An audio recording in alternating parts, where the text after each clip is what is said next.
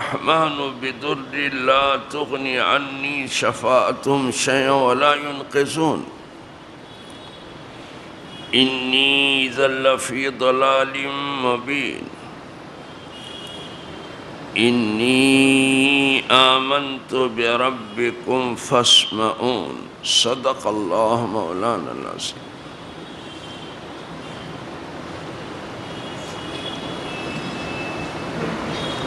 اور مجھے کیا ہے اس کی بندگی نہ کروں جس نے مجھے پیدا کیا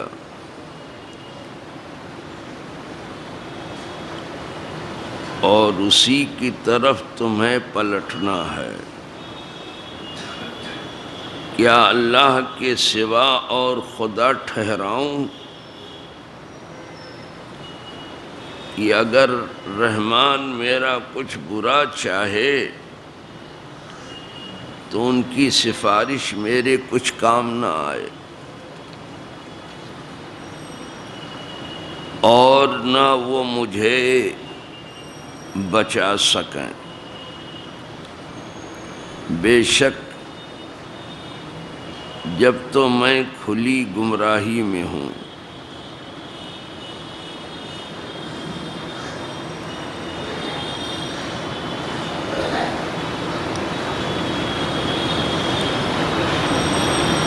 بے شک میں تمہارے رب پر ایمان لایا تم میری سنو.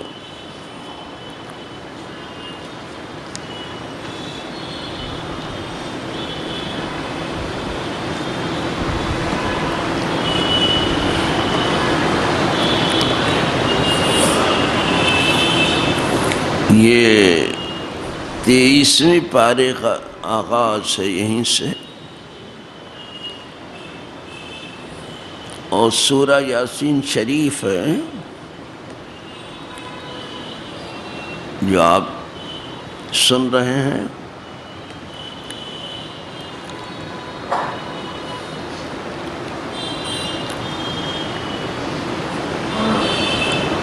اور یہ حبیب نجار کی بات ہے.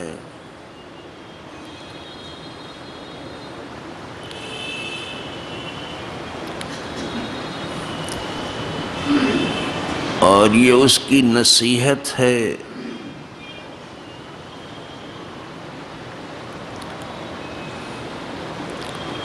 جو اس نے بڑی ہی مہربانی اور نرمی کے ساتھ اپنی قوم کو مرتے دم تک کی.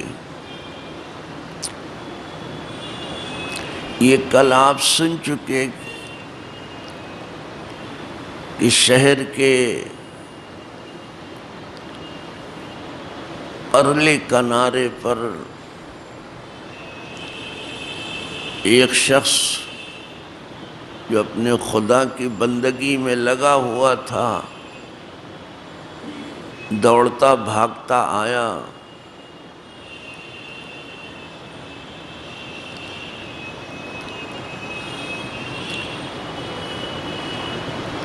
اور کہنے لگا کہ اے میری قوم، تم ان بھیجے ہوئے لوگوں کی پیروی کرو یہ تم سے کوئی اجرت نہیں مانگتے ہیں اور خود راستے پر ہے.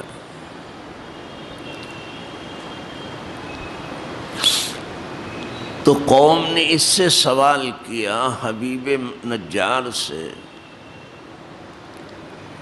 کہ کیا تم بھی ان کے دین کی پیروی کرتے ہو؟ جس خدا کی طرف یہ بلا رہے ہیں کیا اسی خدا کی تم بھی عبادت کرتے ہو؟ گویا انہیں ابھی معلوم نہیں تھا. تو اس نے کہا کہ مجھے کیا ہوا ہے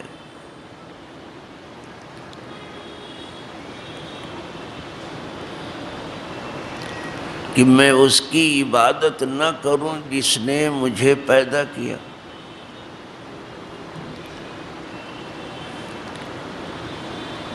اور تم سب کو اسی کی طرف پھرنا ہے.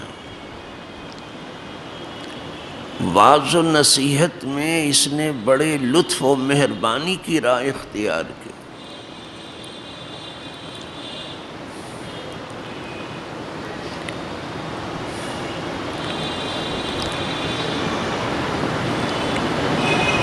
اس نے اس طرح سے کہا کہ مجھے کیا ہوا ہے کہ میں اس کی عبادت نہ کروں جس نے مجھے پیدا کیا.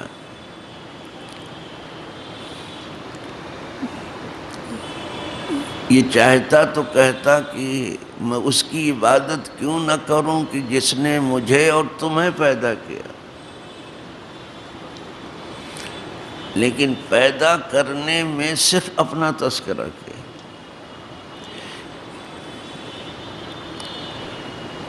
کہ جس نے مجھے پیدا کیا ہے مجھے کیا ہوا ہے کہ میں اس کی عبادت نہ کروں. لیکن واپسی میں ان لوگوں کا تذکرہ کیا. وَإِلَيْهِ تُرْجَعُونَ، تم سب اسی کی طرف واپس پھیرے جاؤ گے. پیدا ہونے میں اپنی بات کی، واپسی میں ان کی بات کی. وہاں اپنا تذکرہ نہیں کیا کہ تم سب کو بھی اسی کے پاس جانا ہے. ورنہ اصل میں عبارت یوں ہوتی کہ وَمَا لِيَ لَا أَعْبُدُ الَّذِي فَطَرَنِي وَفَطَرَكُمْ وَإِلَيْهِ تُرْجَعُونَ وَأُرْجَعُوا.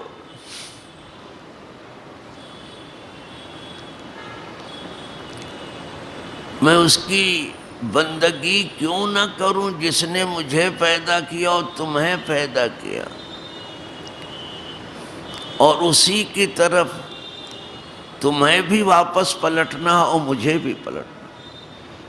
لیکن اس انداز میں نہیں کہا گیا. یہ بہت نرمی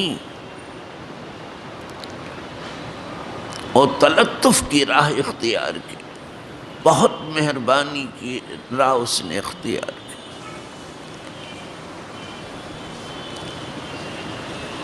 جب اس نے پیدا کیا ہے تو اس کی بندگی کیوں نہ کروں. اور یہیں سے پتہ چلا کہ پیدا ہی کیا ہے بندگی کے لیے.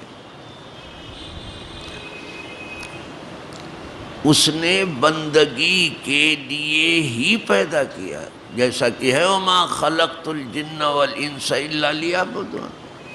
ہم نے جن اور انس کو نہیں پیدا کیا مگر اس لیے کہ وہ میری بندگی کریں اور اس راہ سے وہ مجھے پہچانیں، بندگی کی راہ سے.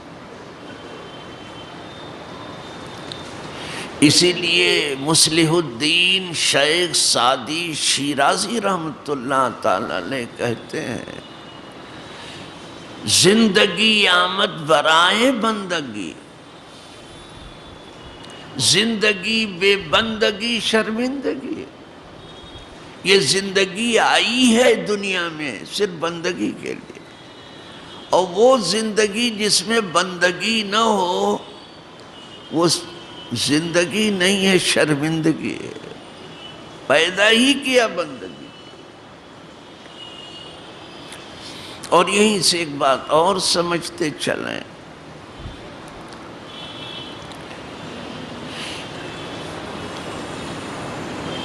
کہ عبودیت یعنی بندگی عبد سے بنا ہے. بندگی ہے کیا؟ یہ عبد سے بنا ہے. عبد کے معنی ہے بندہ، عبودیت بندگی.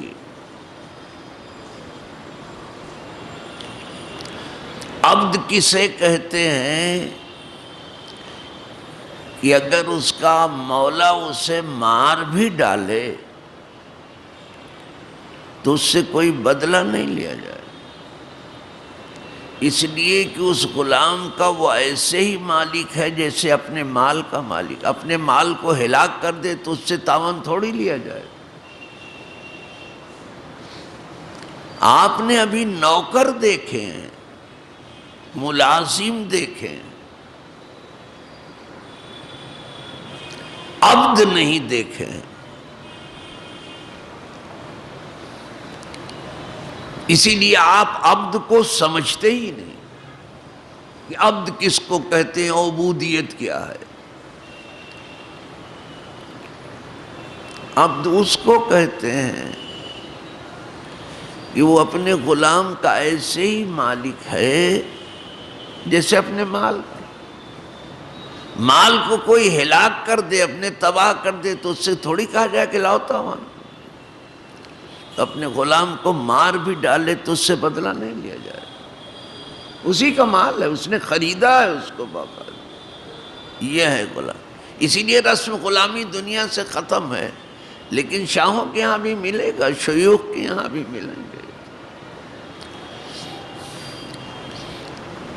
اور اسی میں تو یہ خبط الحواس ہوئے ہیں۔ ہمارے آپ کے پاس جو ہیں یہ خادم ہیں، نوکر چاکر ہیں، یہ عبد نہیں ہیں، یہ ہماری طرح آزاد ہیں۔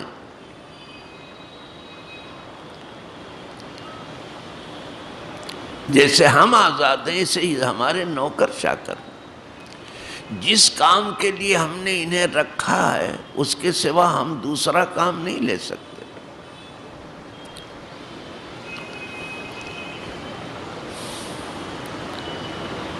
بس اتنا کام کر کے وہ چلے جائیں، دوسرا نہیں کریں۔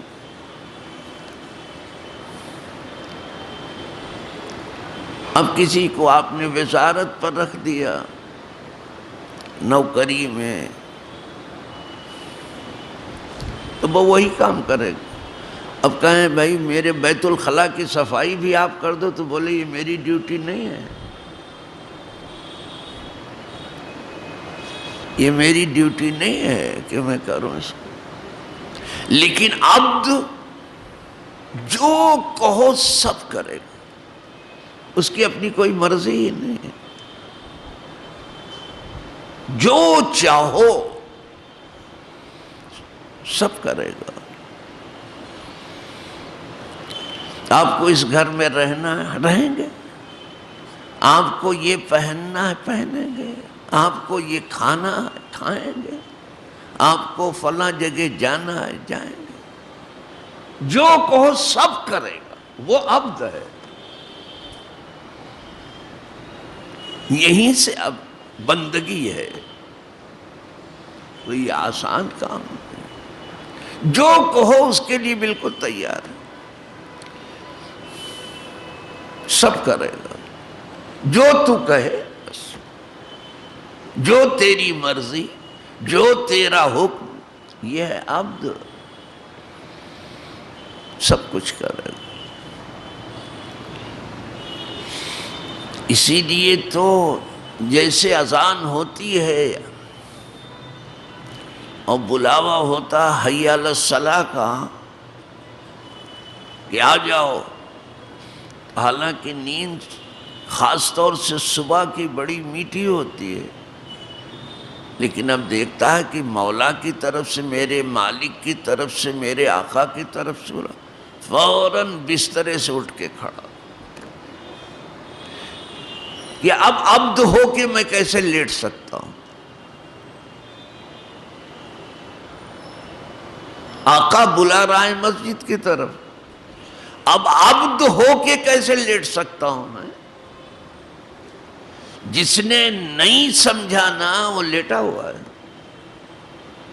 اس وقت اپنے نفس کا کہا مان رہا ہے، مولا کا کہا نہیں مان رہا۔ اب اپنے نفس کو معبود، افرأیت من اتخذ الہہ ہوا، کیا دیکھا نہیں تم نے جس نے اپنے نفس کو خدا بنا لیا، اپنے نفس کی بات مان رہا ہے، نفس کہتا آرام کرو، دوسری کروٹ لیٹ جاتا ہے، اس کروٹ جگاؤ تو اس کروٹ لیٹ جاتا ہے، اس وقت وہ خدا کا کہا نہیں مان رہا ہے۔ ورنہ کیا مجال ہے کہ عبد لیٹا رہے، وہ عبد کیسے ہوگا؟ وہ سمجھا نہیں اس نے، عبد کی مجال ہے، غلام کی مجال ہے، آقا بلائے ہو نہ ہے، بانگی تو صرف اعلان کر رہا ہے، بلاوا تو قدرت کی طرف سے ہے، آقا کی طرف سے۔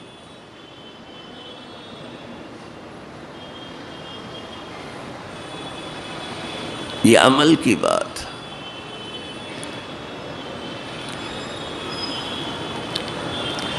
وہ کہہ رہا ہے کہ جس نے مجھے پیدا کیا ہے تمہیں بھی پیدا کیا ہے، یہ نہیں کہا تو مجھے کیا ہوا ہے کہ میں اس کی بندگی نہ کروں، اس کے کہے پر نہ چلوں، اس کی اطاعت نہ کروں، مجھے کیا ہوا ہے؟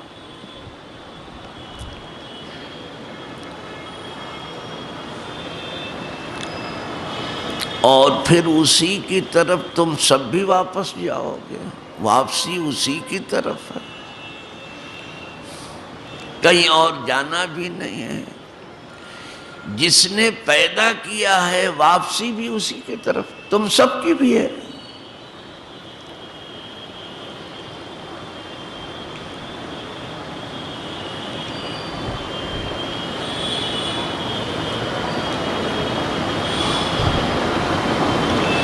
اَأَتَّخِذُ مِن دُونِهِ آلِهَةً، کیا میں بنا لوں اللہ کے سوا اور خدا؟ اتخاذ کہتے ہیں بنانے کو، اَأَتَّخِذُ حمزہ استفہام میں سوال ہو رہا ہے، کیا میں بنا لوں خدا کے سوا، اللہ کے سوا اور خدا بنا لوں؟ بس ایک اللہ تو ہے۔ یہ وہی حبیب نجار کہہ رہا ہے، پوری قوم سے کر، پوری قوم ایک طرف، ایک بولنے والا ایک طرف، ذرا جرات تو دیکھیں۔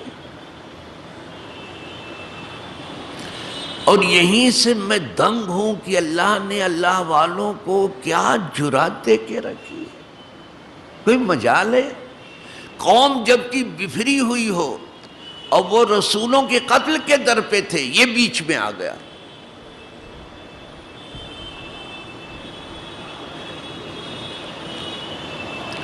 حضرت عیسیٰ علیہ السلام کے جو بھیجے ہوئے تھے، جن کو رسول کہا گیا، رسول معنی فرستادہ، بھیجا ہوا،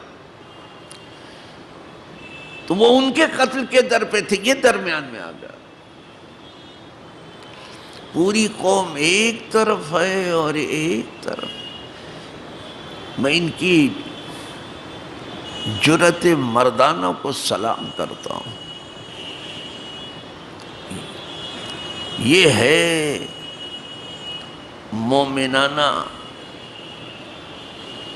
طریقہ کار کہ جو سچی بات ہے برملا کہی جائے، ڈھکے چھپے لفظوں میں نہ کہا جائے۔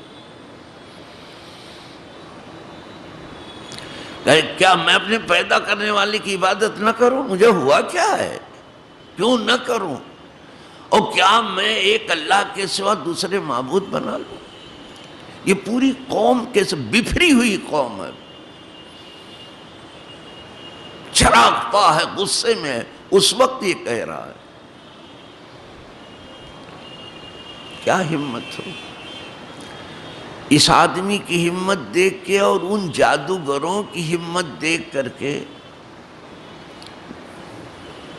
جو موسیٰ علیہ السلام پر ایمان لائے تھے۔ میں آج بھی دنگ ہوں، بدن پر رونگٹے کھڑے ہو جاتے۔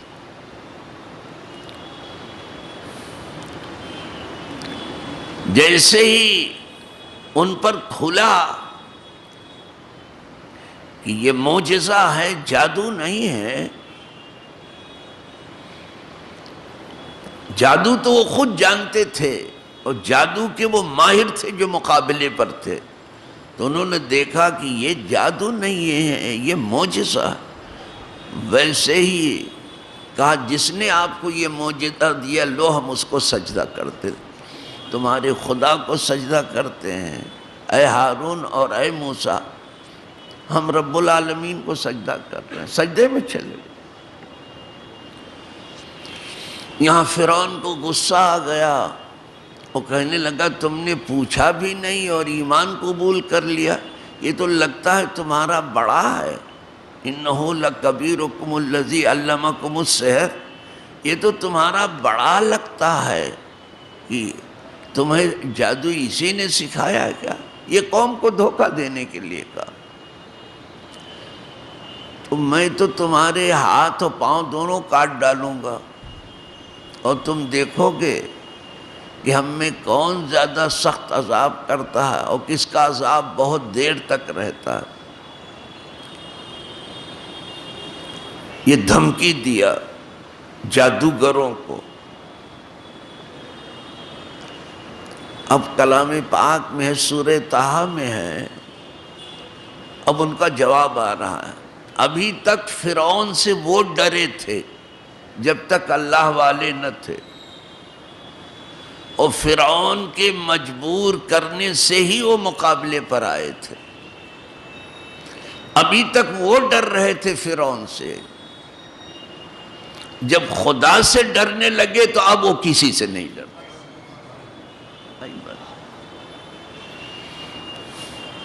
اب وہ کسی سے نہیں ڈرتے، بے باک ہو گئے۔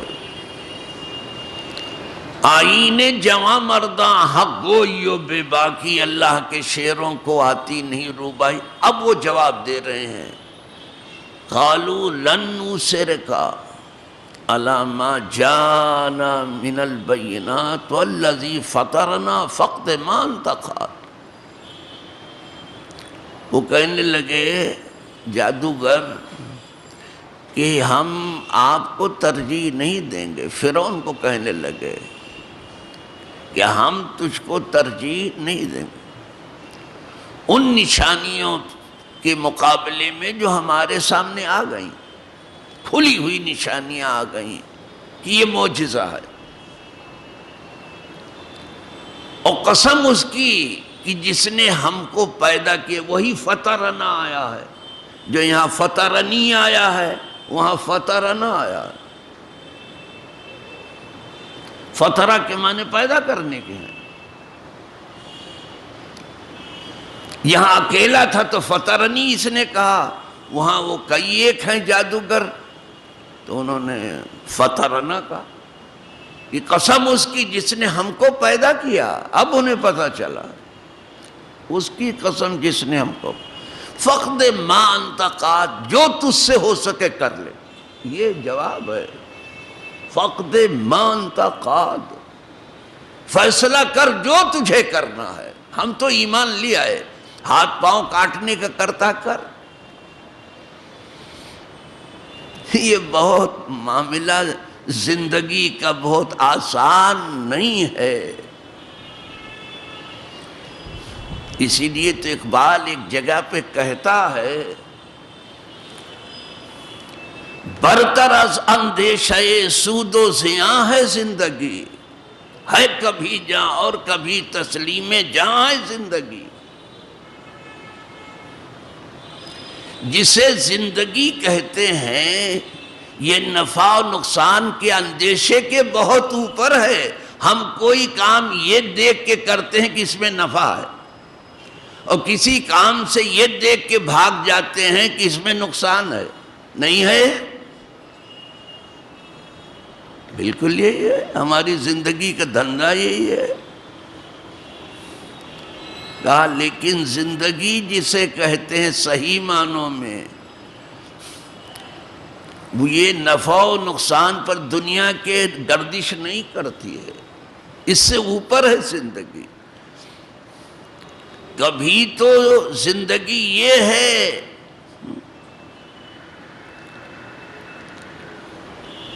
کہ آدمی جو ہے کسی کام کی وجہ سے اپنی جان کو بڑھاتا ہے، اور کبھی ایسا ہے کہ زندگی کے لیے، ہمیشہ کی زندگی کے لیے اس عارضی زندگی کو آدمی خدا کو سونپ دیتا ہے۔ اس کو ہم خیر بات کہتے ہیں، ہم کو ہمیشہ کی زندگی چاہیے، تو کبھی زندگی دے دیتا ہے،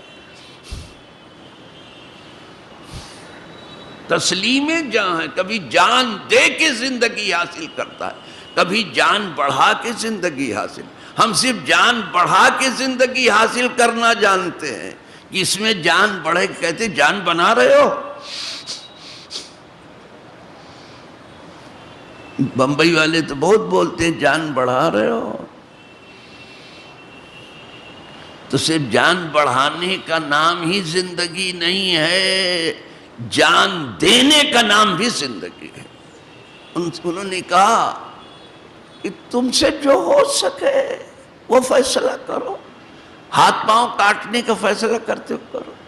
دیکھ رہے ہو کتنا بے باک بنا دیا ان کو ایمان نے، کتنا جری بنا دیا۔ اب پتا چلا کہ ایمان بزدلی کا نام نہیں ہے۔ اسی لیے صحابہ پوچھتے تھے کہ حضور کیا مومن بزدل ہوتا ہے؟ اسی لیے ایمان بزدلی کے نہ، بزدلوں سے کہہ دے تمہارا کام ہے ہی نہیں ایمان۔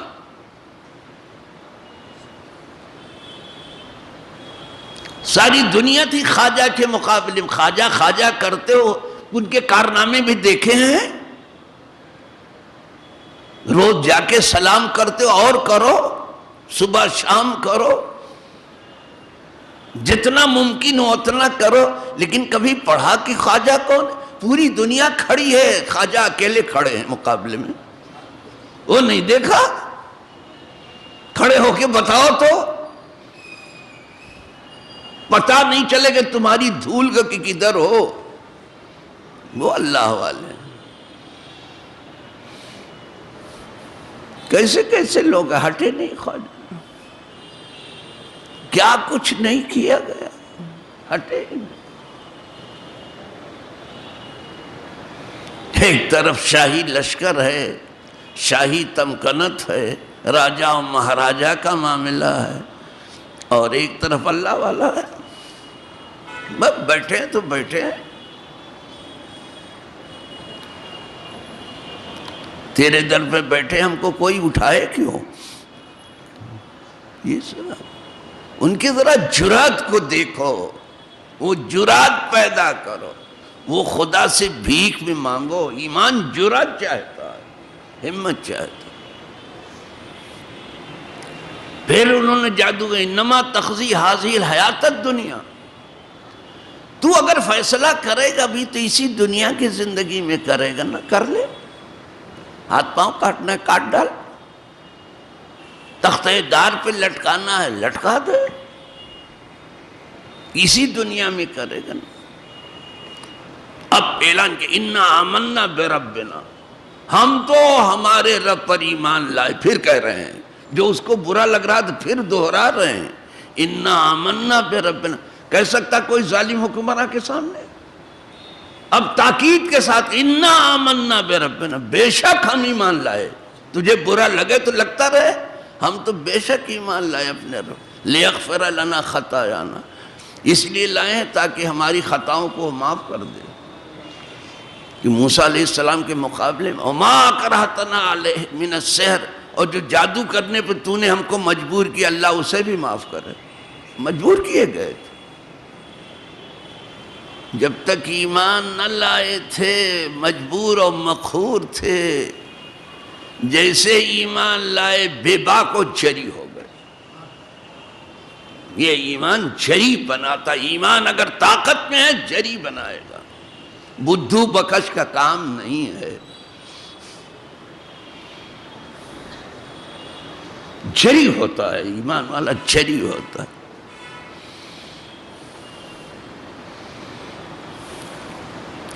تو جب ان جادوگروں کی اس بات کو پڑھتا ہوں، جب بھی گزرتا ہوں رونگٹے کھڑے ہو جاتے کہ خدایا کیا تو نے ان کو جری بنا دیا، کیا بہادر بنا دیا۔ اسی طرح سورہ یاسین میں جب یہ سورہ اس کا پڑھتا ہوں حبیب نجار کا، اس کا جو معاملہ پڑھتا ہوں، یہ پوری قوم ایک طرف اکیلا کھڑا ہے یہ آدمی، اور کہہ رہا ہے کہ ہاں ہم ایمان لائے۔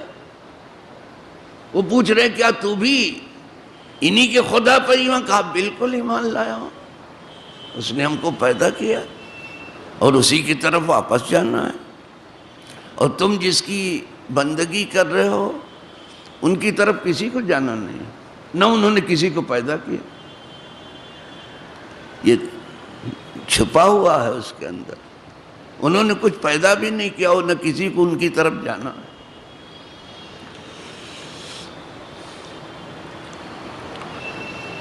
تو اس نے کہا کیا میں بنا لوں اللہ کے سوا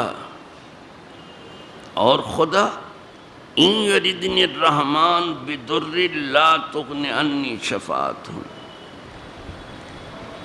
اگر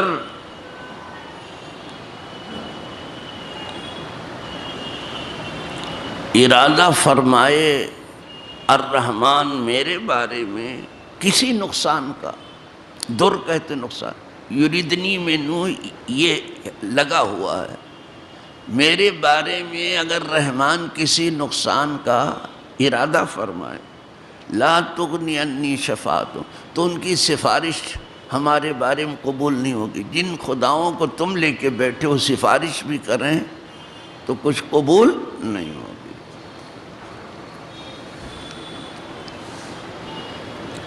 وَلَا يُنْقِذُونَ، اور ان میں اتنی طاقت نہیں ہے کہ کسی طرح سے مجھے چھوڑا دیں، جس گناہ میں پکڑا گیا ہوں ان کی طاقت نہیں ہے کہ وہ خدا سے مجھے چھوڑا دیں، يُنْقِذُونَ، چھوڑا نہیں سکتا۔ اِنِّي اِذًا لَفِي ضَلَالٍ مُبِينٍ، بے شک اس وقت تو میں کھلی ہوئی گمراہی میں ہوں گا کہ میں ایسے کے پیچھے جاؤں کہ مصیبت میں کام بھی نہ آئیں اور کچھ نفع بھی نہ پہنچائیں، نہ وہ پیدا کریں نہ ان کی طرف واپسی ہو۔ اگر ایسا کرنے جاؤں تو یہ تو کھلی ہوئی گمراہی میں گیا، بالکل کھلی ہوئی گمراہی۔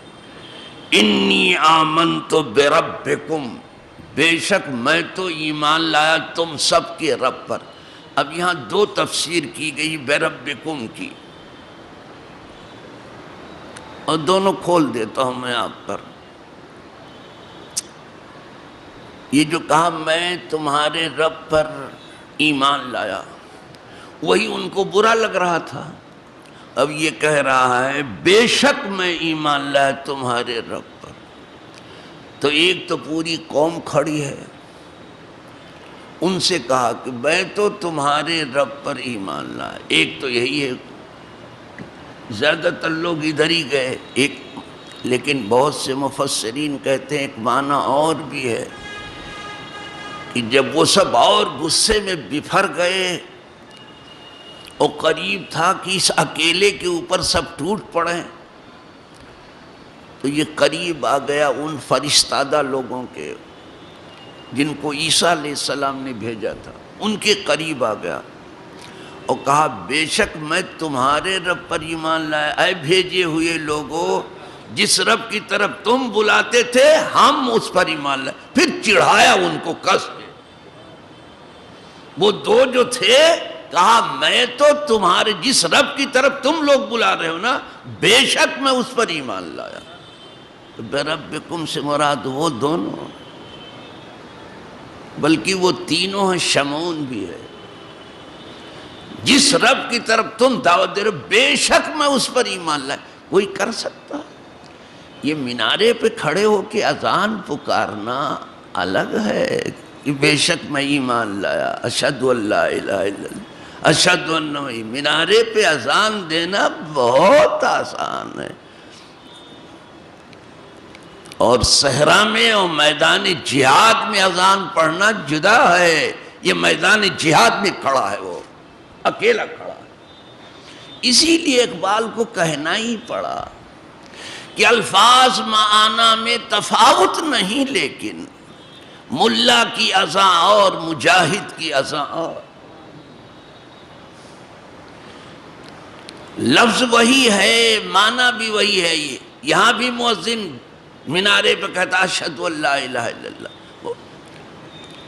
واشہد ان محمد رسول اللہ، اور مجاہد بھی صحرا میں جہاد میں یہی کہتا ہے اشہد ان لا الہ الا اللہ واشہد ان محمد رسول اللہ، یہی کہتا ہے. معنی بھی یہی ہے، لفظ بھی یہی ہے، لیکن دونوں اذان میں فرق ہے. دونوں اذان میں فرق ہے. ملا کی اذان اور مجاہد کی اذان اور. وہ جو کہہ رہا ہے صرف زبان سے نہیں، ابھی اپنے خون کے ایک ایک قطرے سے گواہی دے گا. خون کا قطرہ گرائے گا، اور یہ پسینہ نہیں گرنے دے گا. ابھی ایئر کنڈیشن میں آ کے بیٹھے گا، اپنی کنڈیشن خراب کرے گا، بھاگ جائے گا. دوسرا سننے کے موقع پہ اس کا کہیں پتہ نہیں ہوگا دور تک کہ کہاں ہے، اس کو کیا پڑی ہے. وہ اپنے خون کے ایک ایک قطرے سے لا الہ کی گواہی دے گا. مجاہد بڑا فرق ہے. یہ بالکل تیار تھا، ان سے کہہ دیا کہ میں تو تمہارے رب پر ایمان لایا. بے ربکم سے مراد وہی رسول ہیں. اور ایک قول میں قوم سے ہی مخاطب ہو کے کہا کہ میں تو تم سب کے رب پر، وہ ہمارا بھی رب ہے تمہارا بھی رب ہے، اس پر ایمان لایا. فاسمعون، تو میری بات سنو، میری بات سنو جو میں کہہ رہا ہوں، یعنی میری نصیحت مانو تو مان لو، غصے میں نہ ہو، جلال میں نہ ہو، شعلے جوالا مت بنو، بھڑکنے والی آگ مت بنو، بہت غیظ و غضب سے کام مت لو، میری بات سنو. فاسمعوا، میری بات سنو. سنایا ان کو سب. وہ تو سب غصے میں بکھرے ہوئے تھے، بس سب ٹوٹ پڑے، اسی کے اوپر ٹوٹ پڑے. ان دو کا تذکرہ ہی کچھ نہیں آیا کہ ان کا کیا ہوا، اور نہیں آیا تو میں کچھ نہیں کہوں گا. قرآن جہاں خاموش ہے میں چپ ہوں. بعض مفسرین کہتے ہیں کہ انہیں بھی شہید کیا گیا، لیکن کوئی تذکرہ نہیں آیا. بعض ہی جگہ آیا. اس پر سب ٹوٹ پڑے اور پتھروں کی بارش کر دی. پھر اس کو پاؤں سے پامال کرتے رہے، اس کی آنتیں سب باہر ہو گئیں اور یہ شہید ہو گیا. یہ شہید ہو گیا اس لیے کہ ان کے جلال کی حالت میں یہ ایمان کی بات کر رہا تھا. اسی سے تو ان کو غصہ تھا کہ تم ایمان کی بات ہمارے سامنے علل اعلان پوری قوم کے سامنے اکیلے اپنے ایمان کی بات کر رہے ہو. پوری قوم ایک طرف ہے، تم اکیلے اس کو ایمان کہتے. حضرت خلیل پر رشک مجھے کہاں آتا ہے جب وہ تنہا تھے، اکیلے تھے، کوئی نہیں تھا، تو صنم قدے میں پہنچ گئے. پھر کسی کو سلامت نہیں چھوڑا. تنہا تھے تو صنم قدا بت قدا سلامت نہ تھا. یہ ہے براہیم کا ایمان. ایسے پہ آپ گلستان نہیں بنے گے تو کیا ہوگی. ایمان تو دیکھو کیا جلال. اکیلے، وہاں بھی اکیلے، آپ ایک طرف، پوری قوم ایک طرف، نمرود ایک طرف، اس کی شاہی ایک طرف، اس کے مملکت کا بالکل نہیں ڈر. کہا آگ پہ جھونک، کہا تو کر کے دیکھ جو کچھ تجھے کرنا ہے. اسی میں چچا بھی آ گیا، کہا میں بھی تجھے آگ ڈالوں گا. تو ٹھیک ہے، جو کرنا ہے کرو. کسی کو ترس نہیں آیا.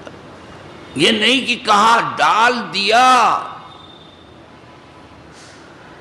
یہ ہے اللہ والوں کا ایمان. کیسے مقابلہ ہوگا؟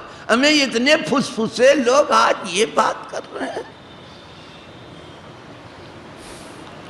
جو پتا ایک کھڑکے تو ان کو کہیں پتہ نہیں ہے کہ کہاں چلے گئے. وہ انبیاء پر گفتگو کر رہے ہیں. بہت قدرت انہیں جری بنا کے پھر. خیر یہ تو حضرت خلیل کی بات. حضرت حبیب کا بھی تذکرہ کرو. جب پوری قوم آئی تھی ابو طالب کے پاس اور کہا انہیں سمجھا دیجئے، انہیں روک دیجئے، ہم پوری قوم جو ہے سے یہ مقابلہ بہت آسان نہیں ہے، ان کو سمجھا دیجئے، اور سب سے مقابلے کی آپ کو طاقت نہیں ہے. تو تھوڑا سمجھانے کی کوشش کی ابو طالب نے.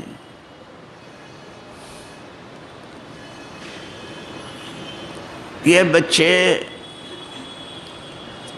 میرے اوپر ایسا بوجھ نہ رکھ کہ جس کو اٹھانے کی طاقت مجھے نہیں. لا تحملنی ما لا اطیق. ایسا بوجھ میرے اوپر نہ رکھو جو میں اٹھا نہ سکوں. اب یہاں غیرت ایمانی کو جلا لایا. یہ اللہ کے حبیب فرمایا میرے چچا میں نے کوئی آپ کے بھروسے پہ یہ کام نہیں شروع کیا. اگر یہ لوگ میرے ایک ہاتھ پر سورج اور دوسرے پر چاند بھی رکھ دیں، یعنی زمین تو زمین، آسمان کی بھی طاقت ان کے پاس آ جائے، زمین کی طاقت پوری ہو، آسمان کی بھی رکھ دیں، تو بھی اپنے راستے سے نہ پھروں گا. یہ ہے ایمان. یہ عمل کو جان دیتا ہے. ورنہ اسے پھسے عمل سے کیا، ایک چوہا نکلے تو بھاگ کھڑے ہوگا. یہ ایمان چاہیے. بس جب یہ جلال دیکھا تو تب ابو طالب کو بھی غیرت آئی. کہنے لگے کرو جو چاہو کرو، میں تمہارے ساتھ ہوں. اب کہا اب میں آپ کے ساتھ ہوں. سرکار نے مگر کہہ دیا تھا. وہ دیکھنا چاہیے کہ کس چیز سے عمل کو زندگی ملتی ہے. وہ ایمانی حرارت ہے جو عمل کو زندگی بخشے. ورنہ عمل بے جان ہے، کچھ دم نہیں ہے اس میں، کوئی دم خم نہیں ہے جب تک اس میں ایمان کی حرارت نہ ہو. اور ایمان یہ صحابہ جو برتر ہوئے ہیں اپنے ایمان کی وجہ سے، ایمان بہت زوردار تھا.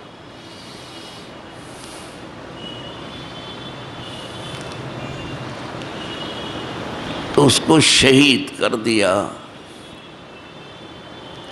لیکن اس نے سب کے سامنے اپنے ایمان کا اعلان کر دیا. ابھی اس کی بات پوری نہیں ہوئی ہے، وہ شہید ہو گیا ہے، لیکن ابھی بات اس کی چل رہی ہے. حبیب نے جب اس آدمی کو میں پڑھتا ہوں تو سوچتا ہوں یا اللہ کتنا ایمان بھر دیا گیا تھا اس آدمی. اور کبھی صدیق اکبر کو پڑھتا ہوں تو کہتا ہوں کتنا ایمان ان کے اندر بھر دیا. سب کچھ چھوڑنے پر تیار ہو گئے، حضور کا قدم نہیں چھوڑا، بالکل نہیں چھوڑا. تو حضور نے بھی ایسا دیا کہ جو کچھ حضور کے سینے میں انڈیلا گیا تھا سب ابو بکر کے سینے میں انڈیل تو دیا. یہ حدیث پاک میں ہے کہ ما سب اللہ فی صدری الا وسببتہ فی صدر ابی بکر. جو کچھ اللہ نے میرے سینے میں انڈیلا تھا میں نے ابو بکر کے سینے میں، اس سوائے نبوت. کوئی جان کی پرواہ ہی نہیں کی، جان دے دی تھی غار کے اندر. یہ جرأت دیکھو. کبھی مولا علی سے پوچھا گیا تھا کہ آپ تو اللہ کے شیر ہیں، اسد اللہ ہیں، اسد و رسولی ہیں، اس کے رسول کے شیر ہیں، اللہ کے شیر ہیں، آپ بہادر ہیں. آپ کے سامنے کون بہادری کی بات کرے گا؟ لیکن آپ کو اپنے سے بھی زیادہ کوئی بہادر دکھائی دیا؟ آپ تعریف کریں تو ہے، آپ مجھ سے پوچھتے ہو بہت بہادر کی، کہ میرے نزدیک کون بہادر ہے؟ کہا ہاں آپ سے پوچھتے، کہا ابو بکر ہے۔ جی صاحب، اور یہ گادر لوگ جو ہیں، چمگادڑ لوگ، ان کو ابھی سمجھ ہی نہیں آیا کہ ابو بکر کون۔ ایسی رات میں جو قتل کی رات ہو، کوئی ایسے ساتھی کو لے گا اپنے ساتھ جس پر بھروسہ نہ ہو؟ حضور نے بھروسہ کیا، ان کو بھروسہ نہیں ہے۔ ولا حول ولا، ہمیں تم ہوتے کون ہو سوائے دنیا میں آگ لگانے والے کو؟ ہوتے آپ کون ہیں؟ ہم نے ابو بکر کو حضور سے پہنچانا، ثانی اثنین سے پہچانا، اس قال لصاحب ہی سے پہچانا ہے۔ اور اگر کہو صاحب کے لفظ میں کوئی وزن نہیں ہے تو حضور کے لیے صاحب کے لفظ استعمال ہوا، وما صاحبکم بمجنون، تم پاگل ہوئے ہو، تم کیا سمجھو کہ قرآن کیا ہے؟ تمہیں کیا معلوم؟ ابو بکر کی بات صاحب ڈیل دیا سینے میں۔ تو مولا علی نے کہا میرے نزدیک ابو بکر بہت بہادر ہے۔ کہا وہ کیسے؟ کہا سب سے زیادہ لڑائی کا زور حضور کی طرف ہوتا تھا، دشمن چاہتا تھا کہ حضور کا خاتمہ ہو جائے، سارا زور لڑائی کا حضور کے پاس ہوتا۔ ابو بکر جب لڑے ہیں حضور کے قدم میں لڑے، جبکہ اچھے اچھے بہادروں کو پسینہ آتا تھا وہاں لڑنے میں، حضور کے قدم میں لڑنا کوئی آسان تھا دفاع کرنا؟ کہا جب لڑے ہیں تو کوئی بڑا نہیں حضور کی طرف کی جھپٹے صدیق اکبر اس کی طرف۔ وہ ایمانی طاقت تھی، وہ ایمانی حرارت۔ یہ چیز عمل کو زندگی دیتی۔ تم عمل کے پیچھے ہو، ایمان کو کیوں نہیں دیکھ رہے ہو؟ بہت کم دکھایا جا رہا ہے ایمان۔ جب تک ایمان جو ہے اس میں توانائی نہ ہو، اس میں شدت نہ ہو، اس میں زیادتی نہ ہو، عمل جو ہے پھیکا پھیکا رہتا۔ ساری رنگت جو ہے عمل میں وہ ایمان کی۔ تو چلو ایک طرف ایک پہلو تو سن لیا حبیب نجار کا۔ میں رشک کرتا ہوں ان شخصیات پر کہ اللہ کیا تو نے ایمان کو۔ ابھی جو کل انشاءاللہ درس ہوا تو آپ سنیں گے مرنے کے بعد کیا کیا حبیب نجار نے۔ ابھی آپ کو پتہ نہیں ہے کہ کیا کیا ہے مرنے کے بعد۔ اور یہ کہتے ہیں کہ مرنے کے بعد صرف مٹی میں مل جاتا ہے۔ ان کی باتیں سب مٹی کے نیچے دبانے کی ہے۔ اس کو مٹی پہ مار دیا کرو، دیوار پہ مار دیا کرو۔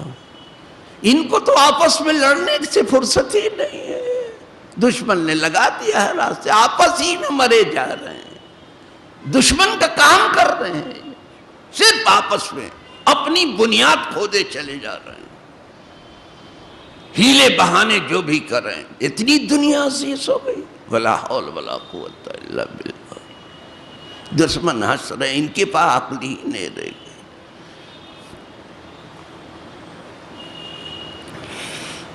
تو الحمدللہ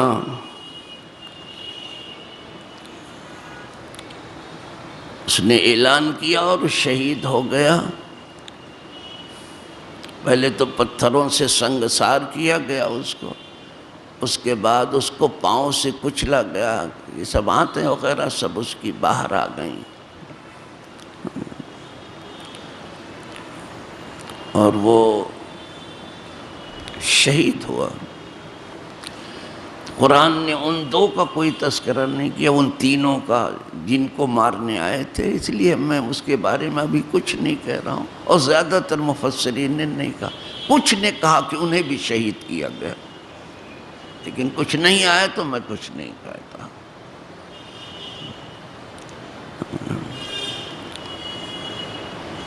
لیکن حبیب نجار کی بات ابھی باقی ہے، یہ تو مرنے سے پہلے ہے جو اس نے مومنانہ جرات کا مظاہرہ کیا، یہ ہے مومنانہ جرات، یہ جرات مومنانہ ہے۔ مرنے کے بعد کیا کیا وہ سنیں گے انشاءاللہ کل۔ آپ انہی کلمات پہ اکتفا فرمائیں۔ وآخر دعوانا ان الحمدللہ رب العالمین۔ الفاتحہ۔